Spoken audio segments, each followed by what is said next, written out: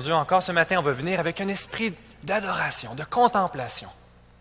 Loin de là, d'avoir l'arrogance et l'orgueil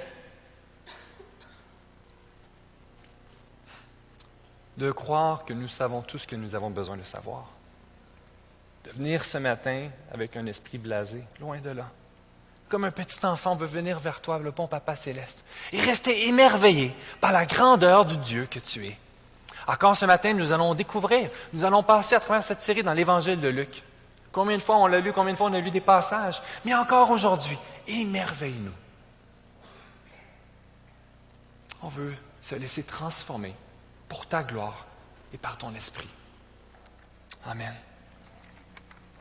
Alors, nous commençons cette série, une petite série de l'Évangile de Luc qui probablement durera autour de 2 ans. Alors, soyez prêts. Peut-être 3. Ça va dépendre de Pasteur Nicolas et autres. Alors, c'est une grande aventure. C'est une aventure et aujourd'hui, c'est tout simplement une petite introduction. Je vous encourage déjà de tourner dans l'Évangile de Luc et une petite introduction pour mettre la table. Pourquoi commencer? Pourquoi enseigner dans l'Évangile de Luc? Je parlais avec Nicolas, puis réfléchir. Pourquoi Luc? On a enseigné, vous en souvenez, le dernier évangile que nous avons fait?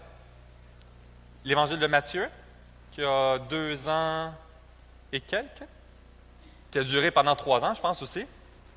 Alors, si vous avez déjà oublié, c'est excellent, on continue dans un autre évangile. Mais pourquoi aller dans l'Évangile de Luc? Pourquoi aujourd'hui? Déjà, on fait une introduction et on fait une pause pour 3 semaines en commençant sur une mini-série sur la Trinité. Et on va relancer par la suite la lecture et la suite de cette série de l'Évangile de Luc. Et en même temps, c'est tellement une bonne occasion, un bon dimanche pour lancer une série sur l'Évangile de Luc. Un service avec un baptême, naturellement, une démonstration publique de ce que l'Évangile fait encore aujourd'hui en 2018. Non seulement ça, la suite de la célébration de la semaine dernière. Qu'avons-nous célébré la semaine dernière? La Pâque. On a célébré la crucifixion et la résurrection. Et ça nous amène dans cette introduction, dans cette entrée de cet évangile, parce que l'une des motivations de cette rédaction, de cette mise sur écriture, c'est justement la suite. À travers les disciples qui ont accompagné et les témoins qui ont accompagné Jésus, qui ne comprenaient pas ce qui se passait dans leur vie, ce qui se passait autour d'eux, les enseignements qui les dépassaient à certains niveaux de leur Seigneur, Jésus. Et suite à sa crucifixion, il est revenu à la vie. Il est revenu auprès de ses disciples. Il leur a donné le Saint-Esprit. Et ce Saint-Esprit leur a ouvert les yeux à redécouvrir les enseignements qu'ils avaient déjà entendus, à faire les liens que le Seigneur avait déjà faits auparavant, qu'ils étaient témoins, mais qu'ils n'étaient pas capables de comprendre. Ils avaient besoin du Saint-Esprit. Les disciples ont mis sur écrit. Ça s'est transmis. Ça s'est propagé. Et nous avons jusqu'ici cet évangile qui a été rédigé par Luc.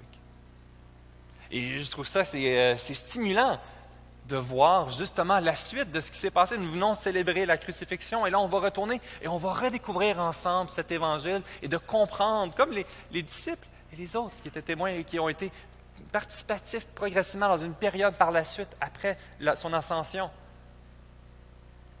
Et qu'ensemble, découvrons cet émerveillement dans cet angle que Luc va prendre. Bravo! Excellent, j'ai pesé sur le mauvais bouton. Alors, lisons ensemble le prologue, l'introduction de cet évangile, dans le chapitre 1, les versets 1 à 4.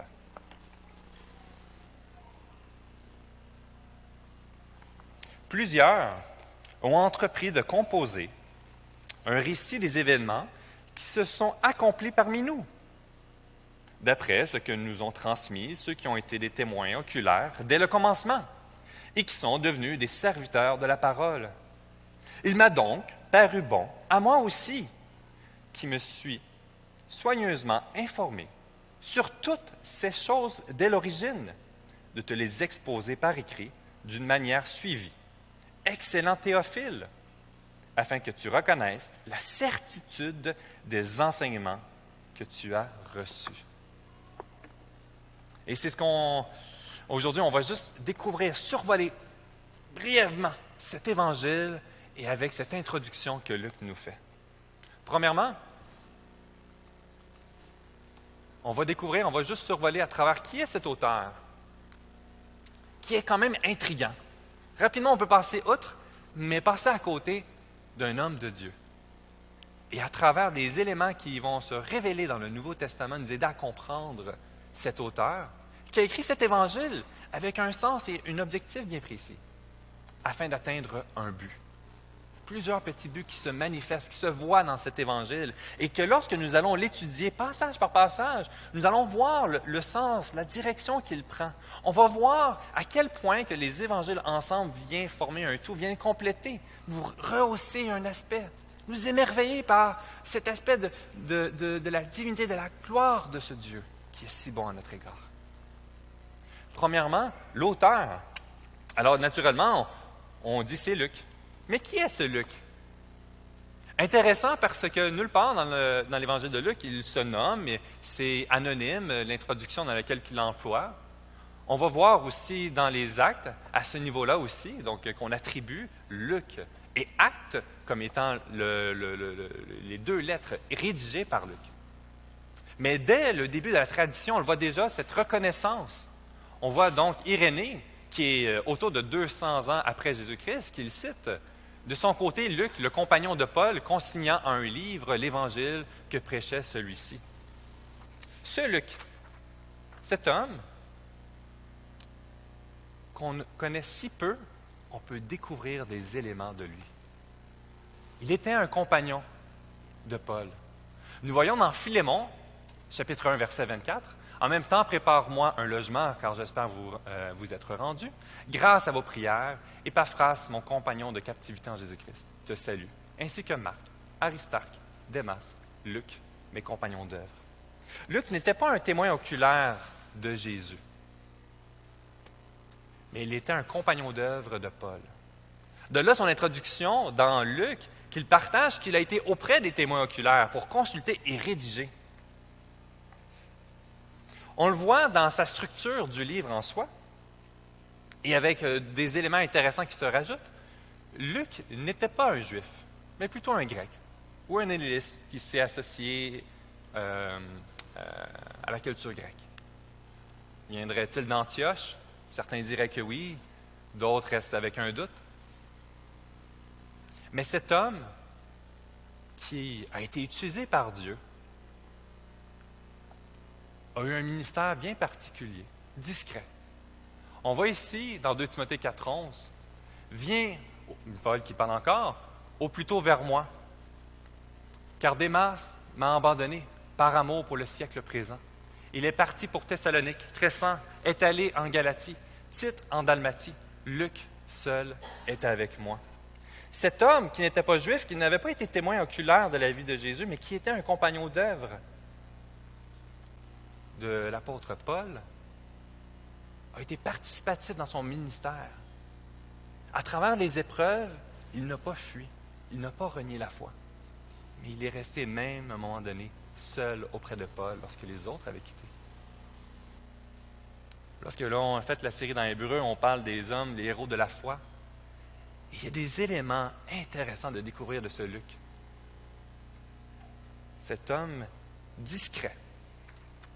Pourtant, lorsque nous voyons, on étudie, on voit que, on va le voir un peu plus tard, justement que Luc et Actes ont été rédigés ensemble avec une direction différente, mais les deux comme deux tomes dans cet objectif de s'unir ensemble. Et il est participatif de l'histoire dans les Actes. Il est compagnon d'œuvre de Paul, mais il ne parle pas de lui. Il reste discret.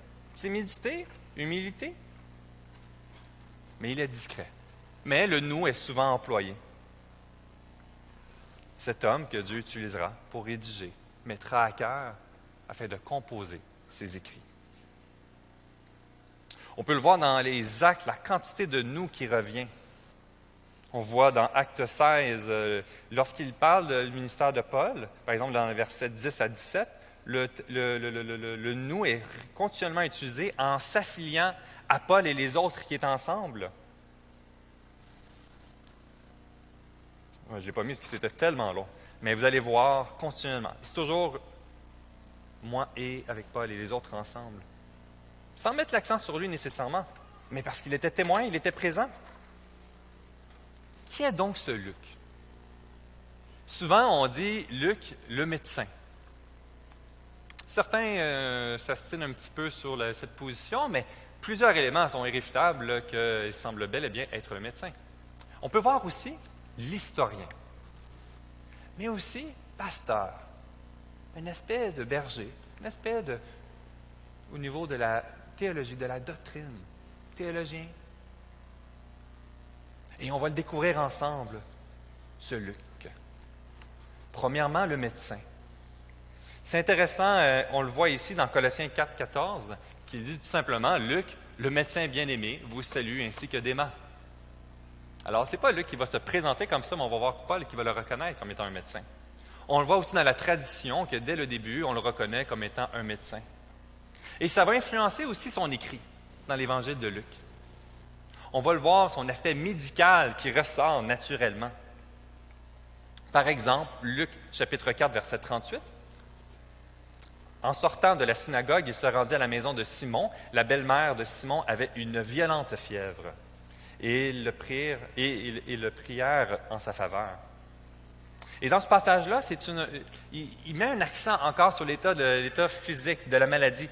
Les autres passages, dans Matthieu et dans Marc, font abstraction de l'intensité. C'est une fièvre, c'est une fièvre. Lui, il voit l'élément, il dit non, c'est une fièvre particulière, puis on voit une intensité qui rajoute, qui était très dangereux. On va le voir dans plusieurs éléments dans l'Évangile de Luc. Son arrière-plan professionnel de médecin va venir teinter ses observations, va mettre en valeur plusieurs points qu'on va voir.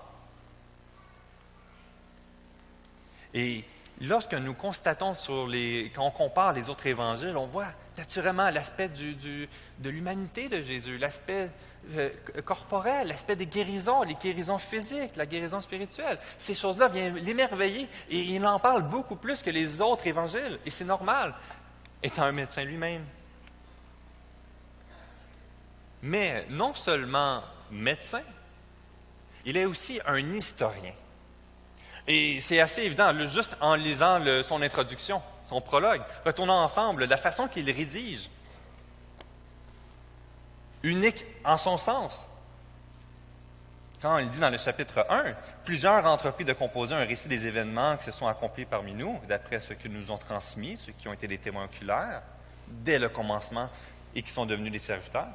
Il m'a donc paru bon à moi aussi, qui me suit, soigneusement informé de toutes ces choses dès l'origine, de te les exposer par écrit d'une manière suivie. On voit une immense rigueur. C'est un travail colossal dans lequel il s'est investi, qui s'est impliqué. On voit dans la façon qu'il a rédigé l'Évangile de Luc et qu'on va le voir avec aussi les actes, avec cette connaissance particulière. Étant un homme éduqué, médecin, scientifique, mais de la façon qu'il va le rédiger d'une grande rigueur, autant dans la structure, dans le verbe, dans la réflexion. Il ne le fait pas juste résumer rapidement, il va avec une direction claire, un but précis. Parce que non seulement il vient comme un historien pour relater les faits, il vient sur une perspective historien pour nous amener vers l'aspect pastoral. On le voit, son amour pour Théophile, ami de Dieu, qu'on pourrait dire. Qui était Théophile? Était-ce un ami? Était-ce quelqu'un, peut-être même certains croient que ce serait lui qui aurait financé le projet de la rédaction de l'Évangile de Luc? Mais certainement qu'il avait une préoccupation pour Théophile. On le voit de la façon générale, que ce n'est pas d'une façon nonchalante de juste énoncer des éléments historiques, point sur point, mais il vient avec des buts bien précis. Il vient avec cette priorité, cette urgence d'établir les fondements sur la parole de Dieu. On voit que cet écrit, avec cette reconnaissance d'autorité venant de l'Esprit de Dieu, a été rédigé, a été repris avec, probablement, on va le voir, l'Évangile de Marc est influencé, et d'autres écrits qui avaient commencé à être rédigés par des témoins, avec cette autorité.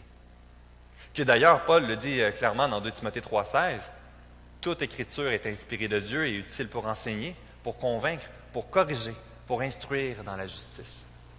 Dans cette optique qu'on peut voir l'évangéliste Luc rédiger dans le but de convaincre, de prendre soin, d'affermir Théophile. Ce livre, composé par Luc, un auteur qu'on aurait bien aimé pouvoir découvrir son interaction, comment il a réagi dans les actes, mais sa préoccupation n'était pas lui, mais beaucoup plus cet récit, nous amener vers Christ, ce Sauveur. Et on le voit ici, lorsqu'il rédige son deuxième écrit, les Actes, reliés ensemble, il explique, met la mise en situation dans l'introduction de Acte 1 pour nous aider à comprendre les motivations de l'Évangile de Luc. Théophile, j'ai parlé dans mon premier livre de tout ce que Jésus a commencé de faire et d'enseigner dès le commencement.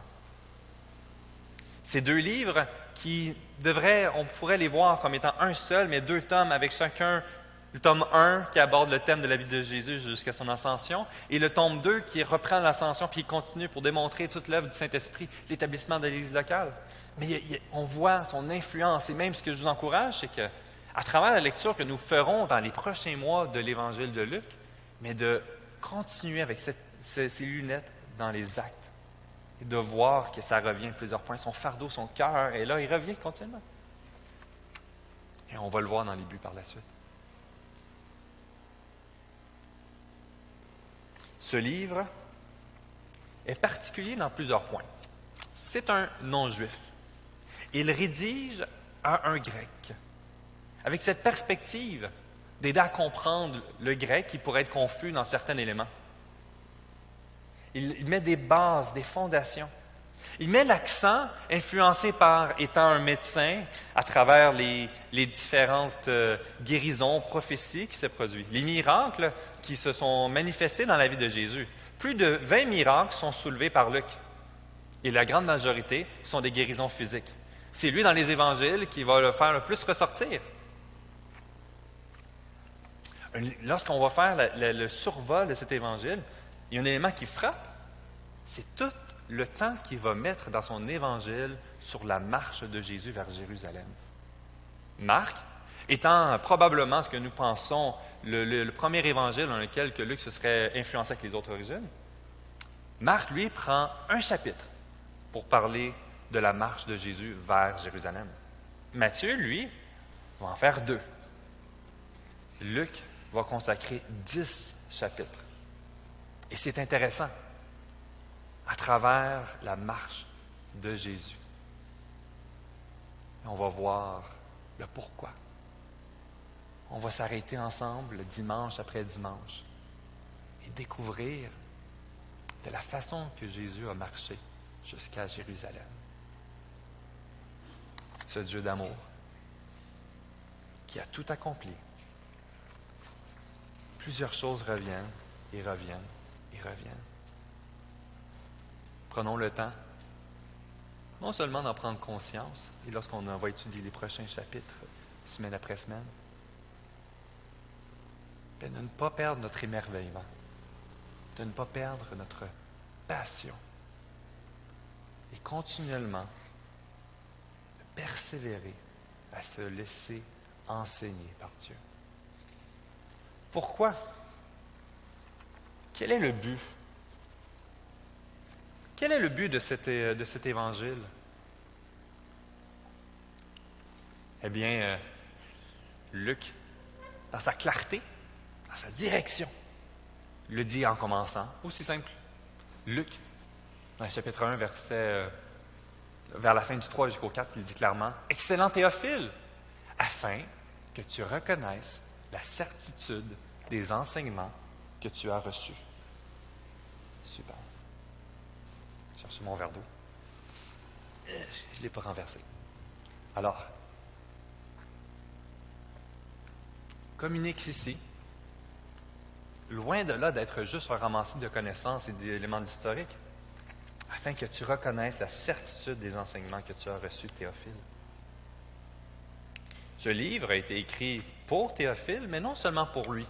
Plusieurs éléments, on va voir dans cet évangile, semblent viser un bassin de gens beaucoup plus grand. Le Saint-Esprit, le mis à cœur, l'aurait guidé, sachant jusqu'à où cette portée se rendrait aujourd'hui. On voit des informations qui se rajoutent pour nous aider à mettre dans le contexte, des informations que Théophile n'aura pas nécessairement eu de besoin, mais qu'aujourd'hui, cela nous aide énormément. Afin que tu reconnaisses la certitude d'affermir cette notion d'assurance dans son esprit et dans son cœur. L'importance ultime de ce que Dieu a fait en Christ. Non seulement de la transmettre de façon nonchalante, mais avec conviction, de la recevoir et par la suite de la transmettre à d'autres. Cet héritage que Luc a été collecté pour le transmettre à Théophile, qu'il a été transmis à d'autres, que nous avons reçu aujourd'hui, avons une énorme responsabilité, afin que nous-mêmes, chacun de nous, reconnaissions la certitude des enseignements que nous avons reçus et que nous la transmettions à d'autres. Lui,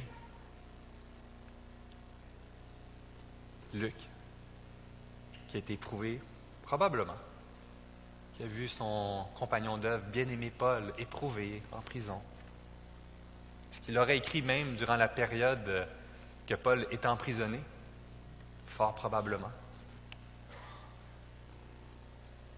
Voir cette intensité de cette guerre spirituelle, de voir les gens qui ont abandonné autour d'eux parce qu'ils n'avaient pas les fondations à le bon endroit. Et que le Saint-Esprit le met à cœur, le dirige à rédiger cette lettre pour affermir nos fondations dans nos vies. Certains diront que Luc, dans le but de convertir, de sauver quoi que ce soit, mais cette assurance, cette conviction dans ma propre vie et de le proclamer à d'autres ne sera pas pour sauver par ma connaissance, mais pour être fidèle dans ce que Dieu m'a confié et de laisser l'Esprit de Dieu agir dans la vie de l'autre personne. Et nous devons bâtir, frères et sœurs, cette assurance, cette conviction et de la proclamer avec assurance. On le voit clairement dans Actes 16, 14, lorsqu'il cite une histoire. Il reconnaît, Luc, que ce n'était pas les beaux discours, c'est l'Esprit de Dieu qui touche les cœurs. Actes 16, 14, l'une d'elles, nommée Lydie, marchande de pourpre de la ville de Thyatire, était une femme craignant Dieu et elle écoutait. Le Seigneur lui ouvrit le cœur pour qu'elle fût attentive à ce que disait Paul. Comme Frank, ce matin, lorsqu'il partage à travers une prédication que j'aurais donnée un dimanche. Le Seigneur m'a mis à cœur les mots, par fidélité, mais ce n'est pas mes mots qui ont sauvé. Ce n'est pas moi. Ce n'est pas mon charisme ou mon apparence ou ma barbe qui sauve. Loin de là. C'est l'Esprit de Dieu qui touche les cœurs. Nous ne sommes que participatifs, des adorateurs, indignes que le Seigneur nous utilise et se glorifie dans notre fragilité. Et nous sommes appelés à être fidèles dans nos limites, dans nos fragilités, à bâtir cette assurance et cette conviction et de se nourrir de la parole de Dieu, de cet évangile de Luc et d'en être émerveillés et de laisser l'œuvre du Saint-Esprit agir. Non moi, loin de là l'idée de vouloir sauver quelqu'un. Mais Seigneur, rends-moi observateur de ton esprit qui agit dans cette conviction. Et dans les buts, nous voyons Luc vouloir accomplir en particulier 3 buts qui est intéressant qui revient. L'un des éléments dans lequel on va voir le sens qui va revenir dans cet évangile, l'accomplissement du plan de Dieu. Certains, à tort, vont reprocher à Luc, n'étant pas un juif, de vouloir rejeter les juifs en soi et et de juste rehausser la nouvelle Église et tous les croyants universels et tout ça, et de mettre de côté les Juifs et les accomplissements de l'Ancien Testament. Mais c'est loin de là. C'est pas dans cette optique-là. Au contraire, il fait beaucoup de liens dans le but de faire mettre en lumière les déclarations et les comportements que Jésus va vivre, va faire, tout simplement par obéissance au Père, par accomplissement du plan de Dieu qui a été révélé progressivement dans l'Ancien Testament. On le voit même dans Luc 24, 44, puis il leur dit, « C'est là que je vous disais lorsque j'étais encore avec vous, qu'il fallait qu'il s'accomplisse tout ce qui est écrit de moi dans la loi de Moïse, dans les prophètes, dans les psaumes. » Alors il leur ouvrit l'Esprit, afin qu'ils comprissent les Écritures. Il va être intéressant, vous porterez attention que lorsque nous allons faire cette série, le terme « il faut » revient souvent. Il faut que. Ne savez-vous pas qu'il faut que? Il va mettre en lumière, il va rehausser ce Jésus, cette marche vers Jérusalem, ce glorieux Seigneur vient accomplir le plan de Dieu en toutes choses.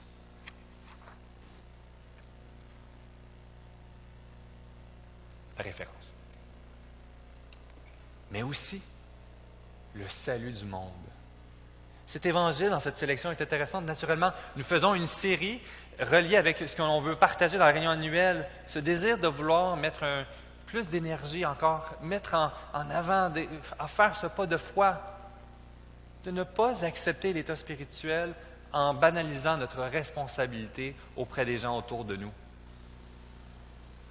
Et on veut mettre en avant des projets, on veut prier ensemble, on veut proclamer l'Évangile de plein de façons, que ce soit dans nos relations, que ce soit à travers le projet de J'aime mon voisin cet été qu'on va faire, que ce soit à travers les boîtes de Noël qu'on a faites puis qu'on veut entretenir ces relations-là, à travers les aides dans les dons de meubles et tout, avec Rémi et d'autres personnes qui sont impliquées, qui aident à aller aider les gens démunis, que ce soit à travers le porte-à-porte, les pamphlets. C'est notre priorité, on ne veut pas perdre ce focus. Ce n'est pas parce que les gens de notre société démontrent une indifférence totale que c'est une raison de ne pas faire ce que le Seigneur nous a confié. Et cet évangile sera une occasion pour nous de nous challenger dans notre propre vie. Et cette orientation est intéressante. Dans l'évangile de Luc, le salut est tellement mis en évidence. Le verset clé même, Luc 19, verset 10, « Car le Fils de l'homme est venu... » Je savais. J'ai renversé mon verre.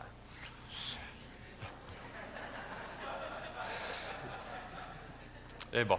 Car le Fils de l'homme est venu chercher et sauver ce qui était perdu. Le verbe sauver sera utilisé par Luc le plus souvent que tout autre livre dans le Nouveau Testament. Mais dans notre lecture, regardons, c'est une question d'urgence. Toujours dans cette perspective, l'auteur, à travers les épreuves, à travers les gens qui vont abandonner, il partage, il met en lumière, guidé par l'Esprit, la façon que Jésus a vécu pleinement. Avec cette perspective, il vient comme être le sauveur du monde. Des Juifs seulement? Les gens de bonne vie seulement? Le salut du monde pour tous. Et ici, je vais prendre le temps de l'aborder. Ça revient avec cette progression dans cet évangile, va mettre en évidence qu'il met cette sensibilité pour tous. Cet évangile est accessible. Oui, toi qui es juif, tu peux être sauvé en Jésus-Christ. Mais toi aussi qui n'es pas juif, tu peux être sauvé. C'est intéressant, par exemple, dans Luc chapitre 3, les versets 23 à 38, lorsqu'il fait la généalogie, autrement que les autres évangiles, qui commencent par Abraham, il va commencer directement en Adam. Ce désir d'inclure tous. Plusieurs passages. Luc 2, 29 à 32, Siméon annonce l'évangile aux païens. Luc 4, 24 à 27, les non-juifs. La pécheresse sauvée par la foi, Luc 7, 36, 50. Luc 14, 7 à 24, le grand repas qui invite les malades et les indésirables, ainsi que les étrangers extérieurs. Dans la dernière directive du Seigneur Jésus, dans Luc 24, 47, le salut pour toutes les nations. Un salut gratuit et accessible à tous. Faisons attention, certains vont tomber dans la folie de l'universalisme du salut, que tout le monde est sauvé. Le salut est accessible à tous. Mais les élus seuls sont sauvés. Nous sommes tous sous la condamnation de la colère de Dieu par notre folie, notre rébellion, notre péché. Mais comme Frank ce matin, qui a proclamé que ce n'est pas parce qu'il a grandi dans une famille chrétienne qu'il était sauvé, mais par grâce. Et qu'à un moment donné, il s'est arrêté et qu'il a abandonné sa vie entre les mains de Dieu. Et qu'on voit aujourd'hui l'œuvre du Saint-Esprit agir dans sa vie. Chacun d'entre nous devons premièrement nous poser la question, sur quoi mon assurance de mon salut personnel repose? À travers ce que Christ seul a accompli. Non que je sois indigne et que je ne mérite pas la présence de Dieu. Oui, c'est vrai. Et c'est pour ça que Jésus est venu vers nous. Parce que nous ne pouvions pas venir vers lui. On le voit dans l'Évangile de Luc, qu'il vient briser les moules, les mensonges, les gens de mauvaise vie, les gens malades, les extérieurs, les autres nations, les pécheurs. Vous savez, ça me fait penser dans ma propre vie. Est-ce que je mérite d'être ici ce matin? Vous savez, je repensais à ça ce matin. Je priais, puis je me rappelais qu'en 6e année primaire, mon professeur d'anglais m'a convoqué. Il voulait me parler. Je terminais mon 6e année primaire pour me dire « Tu ne fais aucune progression dans ton primaire sur l'anglais. Tu ne vas jamais apprendre l'anglais. Puis tu ne vas jamais réussir dans la vie. » Ça m'a vraiment frustré. Mais ça passait outre. Au secondaire, 3 années avec le même professeur d'enseignement religieux. La 2e année, il me convoque. Puis il dit, tu n'as plus le droit de parole, puis je te mets dans le coin de la classe, puis tu ne pourras jamais intervenir dans les prochaines années. J'étais arrogant. J'étais un insensé qui prenait plaisir à rire de Dieu. Qui disait jamais j'irai dans un contexte anglophone de toute façon.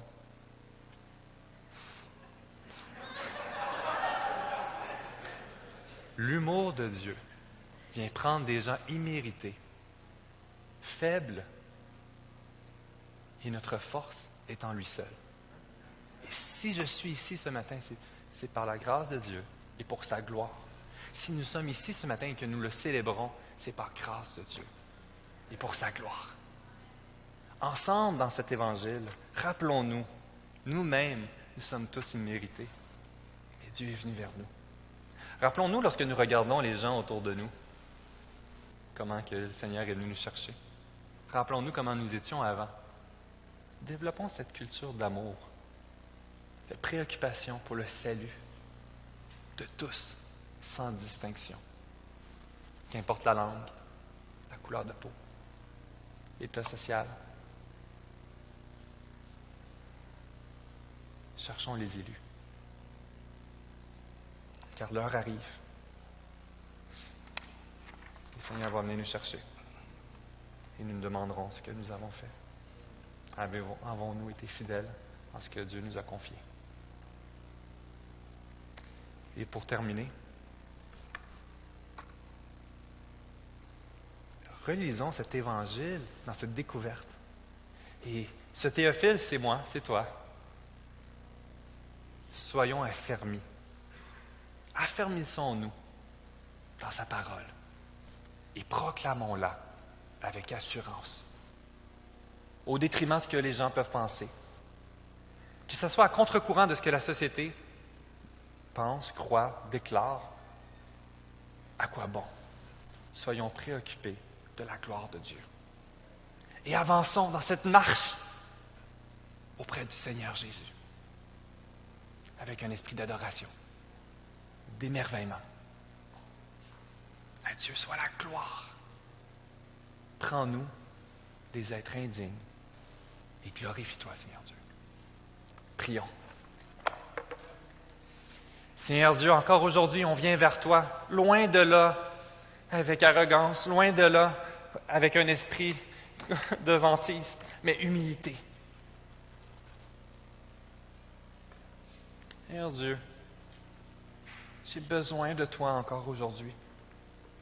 J'ai besoin de revenir à la croix et de me rappeler ce que tu as accompli à la croix pour moi. Luc, lui, que tu as utilisé, qui a été témoin des grandes choses que tu as accomplies, mais aussi des persécutions, le rejet, la trahison,